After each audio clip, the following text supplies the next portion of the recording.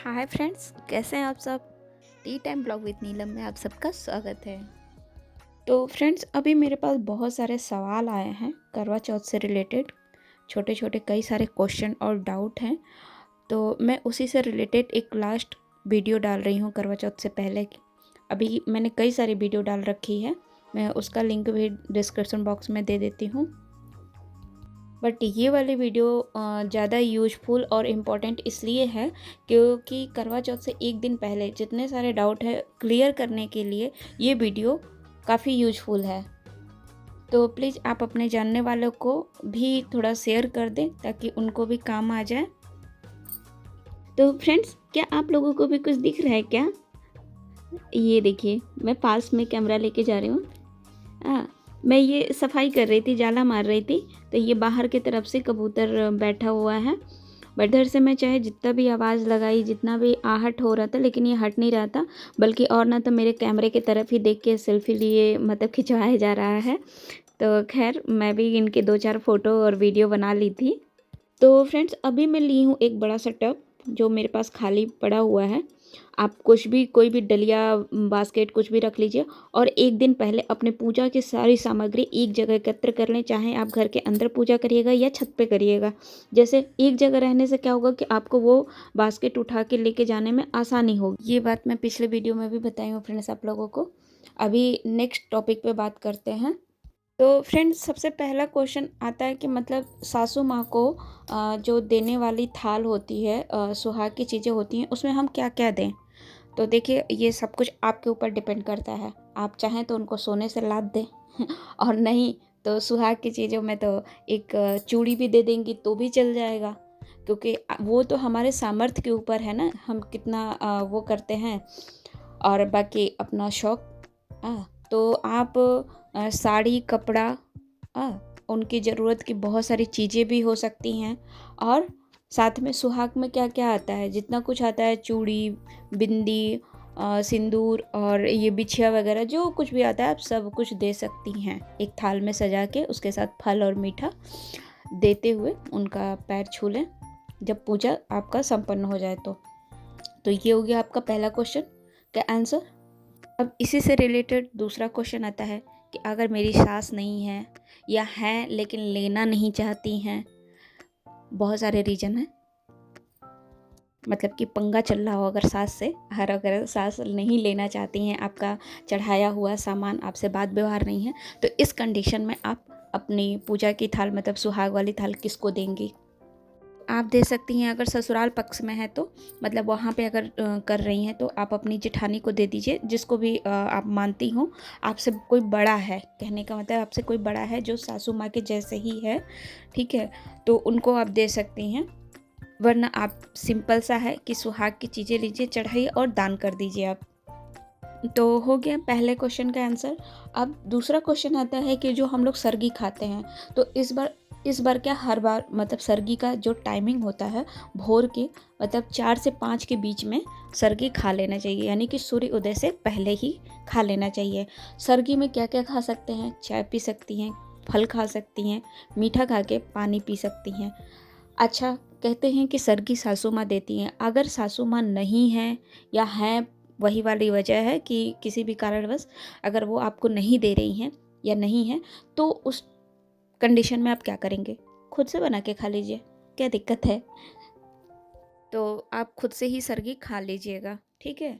अब तीसरा क्वेश्चन आता है कि यदि आप अशुद्ध हैं, ठीक है, चाहे 2 दिन पहले या 2 दिन बाद जैसे भी हो, उस बीच में अगर आप अशुद्ध हैं तो पूजा कैसे करेंगे। तो आप इस कंडीशन में पूजा आप अपने पति से करवा सकती हैं। जितना सारा सामान है चढ़ना चढ़ाना वाला जो कुछ है, आप बताते जाइए, तैयार होकर बैठे रहिए साइड में और उनको बताते जाइए, वो करते जाएंगे। अच्छा, अगर पतिदेव वो भी नहीं कर रहे हैं या कोई भी वजह हो सकती है, तो आप आपके घर में जो भी बड़ा है और जो भी मिल जाए आपको, ठीक है, आप उससे भी करवा सकती हैं। अच्छा, एक सवाल और है, यदि आप बीमार हैं या आपके घर में कोई बीमार है या फिर आप कहीं बाहर हैं, हॉस्पिटल में किसी ऐसे कंडीशन में हैं जो आप पूरी व्यवस्था के साथ अपना पूजन नहीं कर पा रही हैं, तो आप उस कंडीशन में व्रत रख लीजिए। ठीक है, सिंपल सा व्रत रख लीजिए। अगर आप बाहर हैं, आप पूरी व्यवस्था वहाँ पे तो हो नहीं पाएगी अगर आप हॉस्पिटल में हैं तो। ठीक है, और आप जब चंद्र भगवान का समय होता है उदय का, तो आप उस टाइम पे उनको प्रणाम करते हुए आप पानी पी सकती हैं। एक तरीका ये है।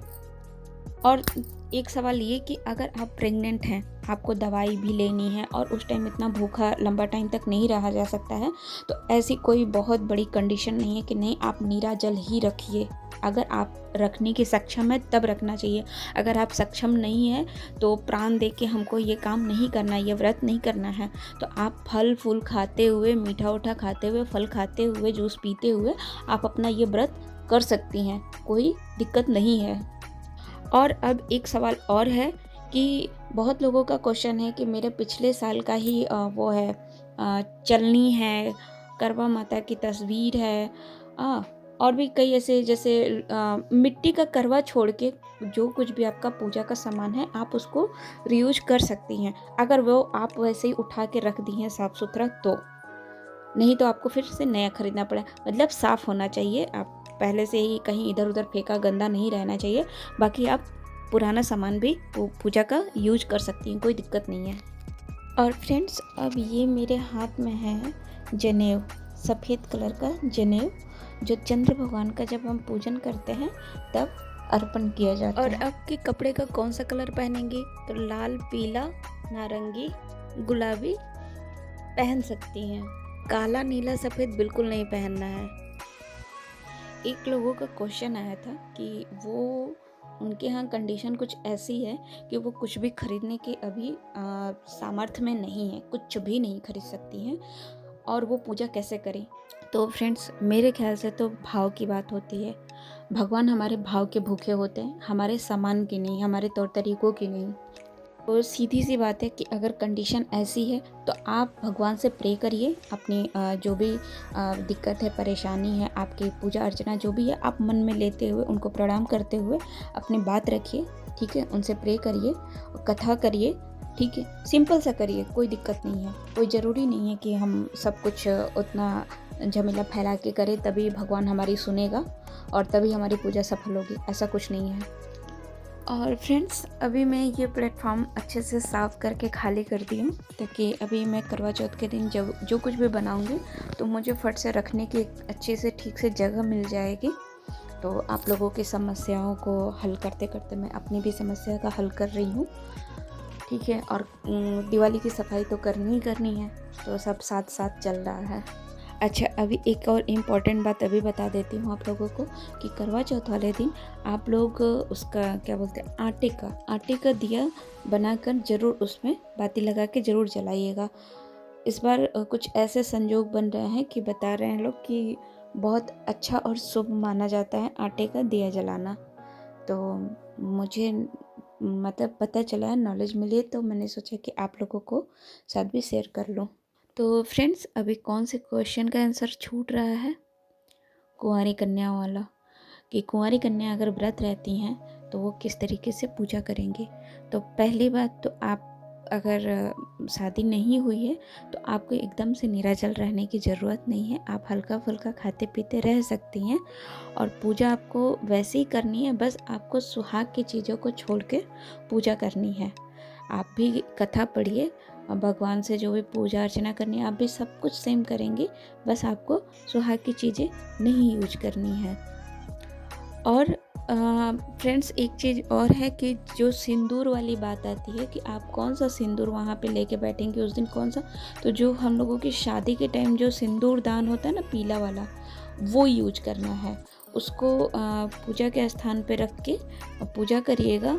और क्या बोलते हैं कि हाँ, उस दिन जब सजिएगा तब वही पीला वाला सिंदूर बॉक्स से निकाल के लगाइएगा। तो फ्रेंड्स, अभी मेरे को जितना समझ में आया, जितना मेरे को नॉलेज थी, उतना आप लोगों के साथ मैं शेयर की हूँ। और अभी वीडियो आप लोगों को थोड़ा सा भी यूजफुल समझ में आता है, अच्छा लगता है, तो प्लीज़ लाइक ज़रूर कर दीजिएगा। और अपने फ्रेंड्स के साथ शेयर इसलिए करिएगा क्योंकि बहुत सारे लोगों के इस टाइप के छोटे छोटे क्वेश्चन होते हैं, तो उनके काम आ जाएगा। और मिलते हैं नेक्स्ट वीडियो में। तब तक के लिए बाय बाय।